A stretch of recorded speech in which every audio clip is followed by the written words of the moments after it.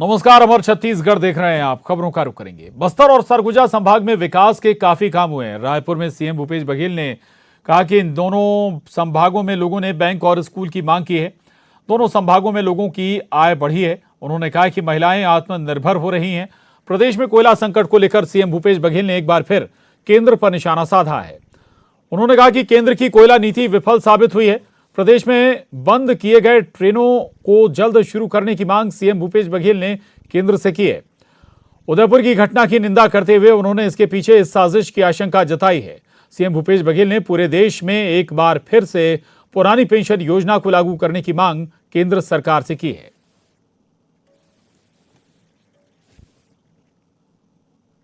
देखिए, दोनों जगह के अलग अलग, हालांकि दोनों ट्राइबल कमिश्नरी है लेकिन दोनों जगह के भौगोलिक सामाजिक परिस्थिति अलग अलग है।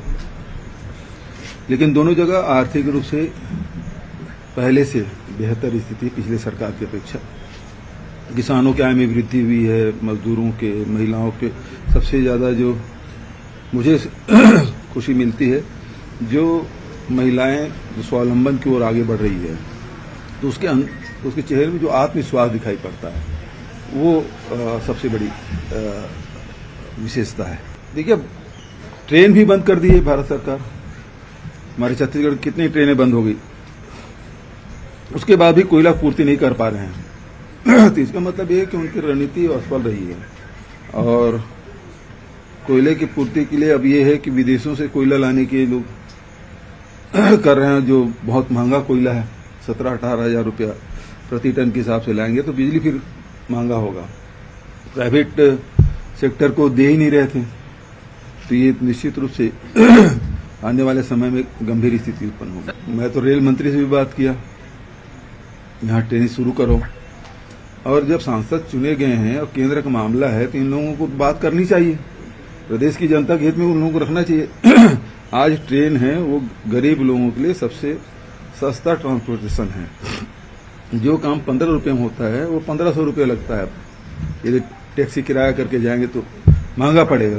तो गरीब लोगों के, मध्यम श्रेणी के लोगों को आने जाने में दिक्कतें हो रही है और महंगा हो रहा है। जो उदयपुर की घटना है, उसको जिस प्रकार से बर्बर हत्या की गई है, उसे कोई सभ्य समाज कभी उसे स्वीकार नहीं करेगा। उसकी जितनी भी निंदा की जाए कम है। और मैंने भी मांग की उसको जल्दी से जल्दी सजा मिलनी चाहिए। लेकिन दूसरा जो एंगल जो आ रहा है, भारतीय जनता पार्टी को बताना चाहिए कि जो अपराधी हैं उनका क्या संबंध है। क्योंकि लगातार सोशल मीडिया में बात आ रही है कि उनके संबंध हैं, तो भारतीय जनता पार्टी को स्पष्ट करना चाहिए कि उनके संबंध हैं कि नहीं है। क्या षड्यंत्र तो नहीं है इस प्रकार के सांप्रदायिक दंगे भड़काने के। ये एक एंगल है कि लोगों को ध्यान भटकाने के लिए इस प्रकार से दंगे कराओ, तो उसके पीछे षड्यंत्रकारी कौन है, ये इनके किनके साथ संबंध है, ये एक जांच का विषय है। पूरे देश में लागू होना चाहिए। भारतीय जनता पार्टी तो पिछली सरकार ने, अटल बिहारी वाजपेयी की सरकार ने उसको बंद किया था। राजस्थान गवर्नमेंट और हमारी सरकार छत्तीसगढ़ में हमने गोल्ड पेंशन स्कीम लागू किया। तो पेंशन क्या, नौकरी खतरे में, अग्निवीर, उसके बाद शिक्षक वीर, चिकित्सक वीर। और उधर मुख्यमंत्री भूपेश बघेल प्रदेश व्यापी दौरे पर हैं। आज सीएम का कोरिया जिले का दौरा है। इसके अलावा खड़गवां में भेंट मुलाकात कार्यक्रम भी होना है मुख्यमंत्री भूपेश बघेल का। पोंडी गांव भी जाएंगे सीएम।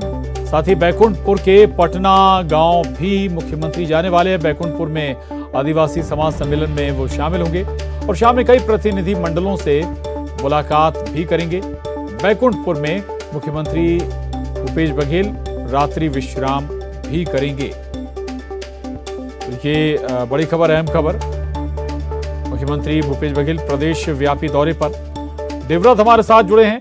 देवव्रत, लगातार दौरे कर रहे हैं मुख्यमंत्री, क्या और जानकारी उनके दौरों से जुड़ी हुई? जी बिल्कुल प्रशांत, क्योंकि भेंट मुलाकात जो कार्यक्रम है उसकी शुरुआत बस्तर संभाग से हुई थी और बस्तर के सभी जिलों का दौरा मुख्यमंत्री ने किया, वहां के जनप्रतिनिधियों से मुलाकात की, आम लोगों से मुलाकात की और उसके बाद बारी आई प्रदेश के उत्तरी हिस्से यानी सरगुजा संभाग की। और सरगुजा संभाग के भी सभी विधानसभा क्षेत्र में रात्रि विश्राम कर रहे हैं, वहाँ लोगों से मुखातिब हो रहे हैं और साथ ही साथ कांग्रेस के कार्यकर्ताओं के अलावा आम जनता से भी मुलाकात करके उनकी समस्याओं का तुरंत निराकरण करना, ये एक तरह से ये कोशिश है इस भेंट मुलाकात कार्यक्रम की और ये मकसद भी है। तो अब जो प्रदेश के जो मुख्य आदिवासी इलाके हैं यानी कि सरगुजा संभाग और बस्तर संभाग का दौरा कंप्लीट होने जा रहा है। लगभग आज आखिरी जो विधानसभा बची हुई है बैकुंठपुर, वहां पर मुख्यमंत्री का दौरा आज हो रहा है और खड़गवां क्षेत्र के पौड़ी गांव में मुख्यमंत्री जाएंगे, यहाँ पे जनता से बातचीत होगी और जिस तरह से जो भी विकास कार्यों की सौगात है वो बैकुंठपुर को मिलेगी। लेकिन अब इसके बाद क्योंकि पहाड़ी इलाकों का दौरा मुख्यमंत्री का हो गया है तो अब बारी आएगी मैदानी इलाकों की। तो अब क्योंकि ये दोनों पहाड़ी इलाके जो संभाग हैं, चाहे सरगुजा और बस्तर संभाग के बाद अब बिलासपुर, राजनांदगांव और इसके अलावा जो रायपुर संभाग है वहाँ के सभी विधानसभा क्षेत्रों में मुख्यमंत्री का बारी बारी से दौरा होगा, मैदानी स्थलों का जायजा लेंगे। और क्योंकि एक तरह से ये भी कहा भी जा रहा है कि 2023 से पहले जो ज़मीन है कांग्रेस की वो एक तरह से टटोलने की कोशिश यहाँ पर हो रही है, जिससे कि आने वाले चुनाव को लेकर के उसका पूरा रोड मैप तैयार किया जाए और उस रोड मैप के अनुसार जो है कांग्रेस आगे बढ़े। तो लिहाजा अभी तक जो 2 संभागों का दौरा हुआ है उसमें मुख्यमंत्री ने काफ़ी कुछ रखा है और ये कहा जा रहा है कि तमाम विधानसभा क्षेत्रों में रुकने, वहां पर समय बिताने और लोगों से, कार्यकर्ताओं से मुखातिब होने के बाद ये सारी जानकारी मिल रही है कि वहां के विधायकों का परफॉर्मेंस कैसा है। तो कुल मिलाकर के आने वाले समय में यही दौरा ये तय करेगा कि विधायकों की परफॉर्मेंस कैसी है और आने वाले चुनाव में उनको टिकट दी जाए या नहीं दी जाए। तो पहाड़ी इलाकों का दौरा हुआ और अब बारी मैदानी इलाकों की है और अब मैदानी इलाकों में मुख्यमंत्री का दौरा होगा, भेंट मुलाकात कार्यक्रम। बिल्कुल लगातार लोगों की समस्याएं भी समझ रहे हैं, जान भी रहे हैं और जमीन भी टटोल रहे हैं। बहुत शुक्रिया आपका देवव्रत जानकारी के लिए। तो मानसून सत्र की तैयारियों को लेकर 7 जुलाई को भूपेश बघेल कैबिनेट की बैठक होगी। कैबिनेट की बैठक में मानसून सत्र के साथ ही कई अन्य मुद्दों पर भी चर्चा होगी। इसके साथ ही विधेयक और अनुपूरक अनुमान को सरकार अंतिम रूप देगी। बैठक में जिलों में बारिश की स्थिति, बुआई और खाद की स्थिति की भी समीक्षा की जाएगी।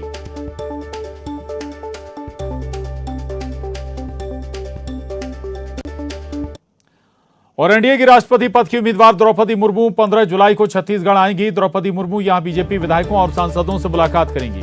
मतदान से पहले बीजेपी के विधायकों और सांसदों से वो मुलाकात करने वाली हैं और इसी के मद्देनजर वो छत्तीसगढ़ आने वाली हैं। रायपुर आएंगी 18 जुलाई को राष्ट्रपति पद की उम्मीदवार द्रौपदी मुर्मू। तो 15 जुलाई को उनके छत्तीसगढ़ आने का कार्यक्रम है। और केंद्रीय ग्रामीण विकास मंत्री गिरिराज सिंह कल से 2 दिनों के दौरे पर छत्तीसगढ़ आ रहे हैं। कल दोपहर में रायपुर पहुंचने के बाद गिरिराज सिंह एनटीपीसी कोरबा के लिए रवाना होंगे। कोरबा में बीजेपी कार्यकर्ताओं से वो मुलाकात करेंगे। वहीं सीतामढ़ी राम जानकी मंदिर में दर्शन भी करेंगे केंद्रीय मंत्री गिरिराज सिंह।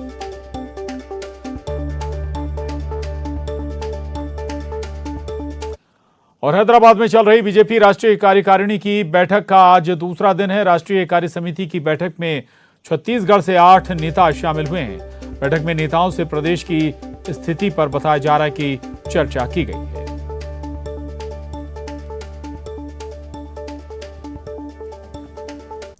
रायपुर में कोरोना काल में बंद पड़े स्कूली बसों की फिर से जांच हो रही है। राजधानी रायपुर में जांच के लिए 104 बसें पहुंची। सुप्रीम कोर्ट की गाइडलाइन के मुताबिक बसों की जांच हो रही है। बसों के साथ ही बस के ड्राइवर और कंडक्टर के स्वास्थ्य की जांच भी हो रही है। जांच में फिट पाए जाने वाले बसें स्कूली बच्चों को उनके घर से स्कूल और स्कूल से घर तक छोड़ सकेंगी। बसों की जांच यहाँ हो रही है, किस तरह से जांच हो रही है, क्या खामियां पाई जा रही है, हम बात करेंगे। डीएसपी सतीश ठाकुर हैं, उनसे बात करेंगे, बताएंगे सर किस तरह की पूरी जांच हो रही है। पिछले 2 वर्षों से स्कूल बस की जांच नहीं हो पाई थी क्योंकि कोविड के कारण। अभी 2 वर्ष के बाद हम लोगों ने आज दूसरा चरण है। पहले चरण में पिछले रविवार को हम लोगों ने वाहनों की चेकिंग किए थे, इसमें 145 बसों को चेकिंग किए थे। आज दूसरा चरण है जिसमें 104 बसें आई है और स्कूल बसों को हम लोग 4 चरण में हम लोग इसका चेकिंग कर रहे हैं। पहले चरण में दस्तावेज की जाँच की जा रही है, दूसरे में मैकेनिकल जाँच की जा रही है और तीसरे चरण में जो माननीय सुप्रीम कोर्ट की गाइडलाइन है उसका पालन किया जा रहा है कि नहीं उसकी जाँच की जा रही है और चालक और परिचालक का स्वास्थ्य परीक्षण किया जा रहा है, नेत्र परीक्षण किया जा रहा है, उनका स्वास्थ्य परीक्षण। और जो भी कमियां पाई जाएगी उसमें परिवहन विभाग भी है, उसमें फाइन भी किया जाएगा और उसको समय भी दिया जाएगा कि उस खामियों को जल्दी से दूर करना। आज कितने बसों का टारगेट रखा गया है, कितने बसों की आज जांच की जाएगी? अभी 104 बसें आई हुई है और कई कॉलेज की बसें हैं जो कॉलेज बंद होने के कारण नहीं आ पाया है, तो उसका हम लोग आने वाले समय में उसका भी प्लान करेंगे कि सभी बसें जो रायपुर में संचालित है सभी चेक हो जाए। और जो आज बसें आई हैं उसको हम लोग बारीकी से चेक कर रहे हैं कि सीसीटीवी कैमरा है कि नहीं है, फर्स्ट एड बॉक्स है, फायर एक्सटिंग्विशर है और उसमें जो ड्राइवर का 5 साल का अनुभव होना चाहिए वो है कि नहीं है और एग्जिट डोर है वो चालू है कि नहीं है, जालियाँ लगी हुई है कि नहीं है, वो सभी चीज़ों को हम लोग बारीकी से चेक कर रहे हैं और जो कमियाँ होगी उसको दूर करने के लिए बताया जाएगा। जी बिल्कुल, 851 बस हैं जो रजिस्टर्ड हैं और आप देख सकते हैं यहाँ पर लगातार बसों की जांच हो रही है। 4 चरणों में जांच हो रही है। जो बच्चे हैं नौनिहाल है सकुशल घर आ सके उसके लेकर पूरी जो प्लानिंग के साथ बसों की जांच की जा रही है। कैमरा पर्सन रोहित श्रीवास्तव के साथ युगल तिवारी, न्यूज़ 18 रायपुर। और युगल तिवारी हमारे साथ हैं। युगल, स्कूलों की हाल ही में शुरुआत हुई है और बहुत अच्छी कोशिश है प्रशासन की, न केवल वाहनों की बल्कि उनके चालकों के, उनके स्टाफ की भी जांच हो रही है। लेकिन ये प्रोसेस सफल तब होगी जब रेगुलर ये प्रोसेस चलती रहे। युगल, देखिए प्रशांत, यातायात और परिवहन विभाग अभी सभी स्कूल बसों के जो संचालक हैं उनको कह दिया है और सभी बस आ रहे हैं और इसकी जांच की जा रही है। जो स्कूल संचालक हैं या जो बस मालिक हैं वो जांच में शामिल नहीं होंगे, उन्हें रैंडमली चेक किया जाएगा और उस पर मोटी रकम है जुर्माने की वो लगाई जाएगी। किसी तरह के अनफिट वाहन यदि सड़कों पर दौड़ते पाए गए और ऐसे बच्चे जो नौनिहाल को लेकर जा रहे हैं तो उन पर कड़ी कार्रवाई की बात यातायात और परिवहन विभाग ने की है। इसी कड़ी में पूरी बसों की जाँच की जा रही है।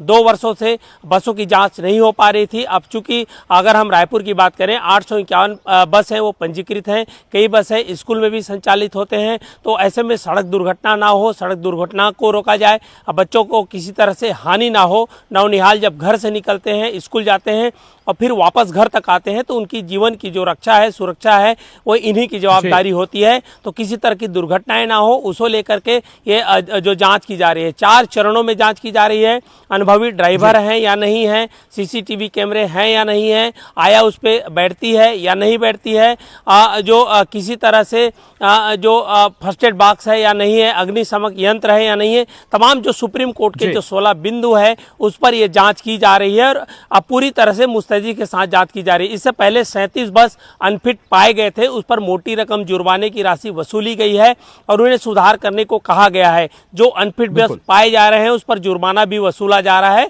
और इस पर भाग भी ले रहे हैं, हिस्सा भी ले रहे हैं। अभी जिस तरह से 147 बसों की जांच हो चुकी है तो आगे ये भी उम्मीद जताई जा रही है कि हर रविवार को, चूंकि स्कूल बंद रहता है, कॉलेज बंद रहता है, उन दिनों में बुला करके बसों की जांच की जा रही है ताकि किसी तरह की अनहोनी है, स्कूल जब लगे बच्चे आए जाए तो ना घटित हो। किसी तरह की बच्चों के साथ कम से कम कोई घटना ना घटे, ये बहुत जरूरी है जो इस वक्त परिवहन विभाग और पुलिस कर रही है। बहुत शुक्रिया युगल आपका इस जानकारी के लिए। आगे बढ़ेगी, जगदलपुर से बड़ी खबर है। रेल लाइन पर चट्टान आ गिरी है। जगदलपुर मल्ली गुड़ा और जरती के बीच ये चट्टान रेल लाइन पर आ गिरी। चट्टान गिरने से ट्रेनों की आवाजाही प्रभावित हुई है, बंद हो गई है। हीराखंड एक्सप्रेस को पूरा पुट में रोका गया है। तो ये बड़ी खबर जगदलपुर से, जहां रेल लाइन पर एक चट्टान के गिर जाने से ट्रेनों का आवागमन ठप हो गया है। जगदलपुर मल्ली गुड़ा और जरती के बीच और रेल लाइन पर ये चट्टान आ गिरी। हालांकि चट्टान को हटाने की कोशिश ये कहें कि जल्द ही रेलवे विभाग के जरिए चट्टान हटाई जाएगी ताकि जल्द से जल्द एक बार फिर से जो रेलवे यातायात है वो सुचारू हो पाए। और चट्टान गिरने से बताया जा रहा है कि न केवल ट्रेनों की आवाजाही बंद हुई है बल्कि एक हीराखंड एक्सप्रेस को कोरापुट में ही रोक दिया गया है।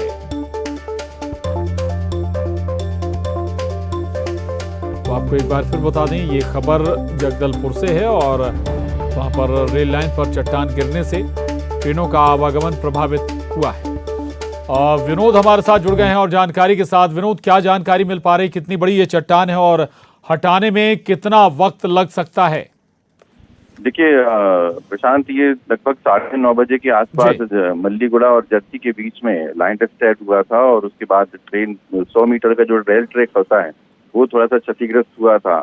उसमें पत्थरों के साथ में रेती जो है वो ट्रैक पर आ गई थी। हालांकि मौके पर जो मल्लीगुड़ा और जर्सी से सुधार कर्मियों को भेजा गया था, करीबन 2 घंटे के बाद जो है रेल यातायात को दुरुस्त किया गया है और अभी स्पीड को कंट्रोल करके, चूंकि हीराखंड एक्सप्रेस को कोरापुट में ही रोक दिया गया था, तो 1.5 घंटे के विलंब से हीराखंड एक्सप्रेस को अभी क्रॉस करवाया गया है। और बाकी का काम जो है, क्योंकि सिंगल लाइन है इस इलाके में और पहाड़ी वाला इलाका है, तो परेशानियां होती हैं, तो कुछ देर के लिए यातायात बाधित हुआ था। अब रेल ट्रैक को दुरुस्त करने का काम किया जा रहा है और जो भी मालगाड़ियां या यात्री ट्रेनें हैं उन्हें विलंब से उस मार्ग से रवाना किया जा रहा है। जी प्रशांत। ठीक है, शुक्रिया विनोद इस पूरी जानकारी। खबर भिलाई से, पिछले 5 दिनों से लापता कुम्हारी के कपड़ा व्यवसायी का अब तक कुछ भी पता नहीं चल पाया है। व्यवसायी के गुमशुदगी की रिपोर्ट कुम्हारी थाने में दर्ज कराई गई है, जिसके आधार पर पुलिस खोजबीन में लगी है। आपको बता दें कि पुलिस को एक दिन पूर्व खारून नदी के पास व्यवसायी की बाइक और मोबाइल फोन भी मिले, जिसके बाद किसी अनहोनी की आशंका के चलते गोताखोरों की मदद से नदी में भी युवक की खोजबीन की जा रही है। हालांकि अब तक व्यवसायी का कुछ भी पता नहीं चल पाया है। आज भी सुबह से एसडीआरएफ की टीम ने नदी में सर्चिंग अभियान चलाया। पुलिस ने टोल प्लाजा का सीसीटीवी फुटेज भी खंगाला, जिसमें 28 जून को 9:15 बजे के करीब व्यवसायी टोल क्रॉस करता भी दिख रहा है। संबंध में तलाश किया गया, उसकी मोटरसाइकिल एवं मोबाइल खारून नदी के किनारे मिला। इसके हर एंगल पे पतासाजी की जा रही है। इसके यार दोस्त और जो पहचान के हैं, इसके अलावा इसके व्यवहार के संबंध में, व्यवसाय के संबंध में, व्यवसाय से किसी और विवाद के संबंध में जानकारी ली जा रही है और पतासाजी की जा रही है। कुम्हारी से लापता हुए युवा व्यापारी का अब तक कोई पता नहीं चल पाया है। आपको दिखाना चाहूँगा, रायपुर और दुर्ग जिले को जोड़ने वाली ये है खारून नदी, जहाँ पर अगले दिन जो है युवा व्यापारी जय कुमार की बाइक और मोबाइल फ़ोन मिला था। उसके बाद से पुलिस लगातार इस नदी में उसको तलाश रही है। एसडीआरएफ की टीम भी यहाँ पर लगी हुई है, जो लगातार ये जाँच कर रही है कि कहीं वो पानी में तो नहीं चला गया है जय कुमार। इसकी लगातार तलाश की जा रही है, लेकिन अब तक जय कुमार का कोई पता नहीं चल पाया है। घटना को 5 दिन हो गए हैं। 28 तारीख से जय कुमार गायब है। वो अपनी दुकान को बंद करने के बाद अपने घर जाना था, लेकिन वो घर नहीं आया और वो रायपुर की ओर आ रहा था। उसके बीच में ये नदी पड़ती है जहाँ पर ये बाइक मिली है। तो कुल मिलाकर ये कहा जा सकता है कि ये जो पूरी घटना है वो दुर्ग और रायपुर के बीच में ही घटित होगी। तो फिलहाल पूरी जो टीम है वो खारून नदी में जांच कर रही है। इसके अलावा भी पुलिस अलग अलग एंगलों में जांच कर रही है, लेकिन अभी तक सफलता नहीं मिल पाई है। लेकिन पुलिस का ये दावा है कि जल्द ही युवा व्यापारी जो गायब है जय कुमार, उसकी पता तलाश कर ली जाएगी। न्यूज़ 18 छत्तीसगढ़ के लिए दुर्ग से मिथिलेश ठाकुर। और कोरिया से बड़ी खबर है। भेंट मुलाकात कार्यक्रम की शुरुआत हुई है। कोरिया में देवगुड़ी में दर्शन कर सीएम ने इसकी शुरुआत की। पूजा अर्चना कर प्रदेश की खुशहाली की कामना भी की है। बैकुंठपुर विधानसभा के पोंडी ग्राम में स्थित है देवगुड़ी। स्थानीय नाचा दल ने देवगुड़ी के विकास के लिए जताया मुख्यमंत्री का आभार। तो ये कोरिया से बड़ी खबर है, जहां में भेंट मुलाकात कार्यक्रम की शुरुआत हो गई है मुख्यमंत्री की। और देवगुड़ी में दर्शन कर मुख्यमंत्री ने इस कार्यक्रम की शुरुआत की। पूजा अर्चना कर प्रदेश की खुशहाली की कामना भी की है सीएम भूपेश बघेल ने।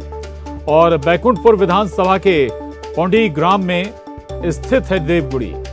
स्थानीय नाचा दल ने देवगुड़ी के विकास के लिए मुख्यमंत्री भूपेश बघेल का आभार भी जताया है।